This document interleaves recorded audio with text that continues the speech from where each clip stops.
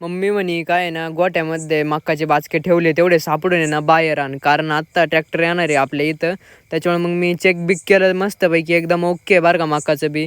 मग तिथं पाहिलं आपल्या वावरात आहे ना ट्रॅक्टर आलेला आहे. मग त्यांनी आवाज दिला, मग त्यांच्या पै आलो. ते म्हणे पहिल्यांदा ना आपल्याला हे काढावं लागतील ते सारे पाडायचं, कारण आपल्याला पहिल्यांदा ना कल्टी मारायची, कारण कल्टीशिवाय ना मजाच नाही. एकदम मस्त भारी कल्टी मारली बरं का त्या काकांनी.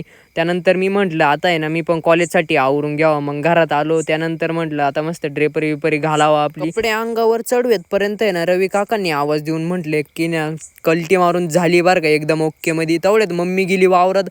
मम्मी म्हणे जाळी घेऊन ये माय माग. जाळी घेऊन गेलो. मम्मी म्हणे काय जे गावात वर आले ना तेवढं मी पटापट गोळा करून घेते, मग काही टेन्शनच नाही, एकदम ओके मध्ये वावर चकचकीत दिसन.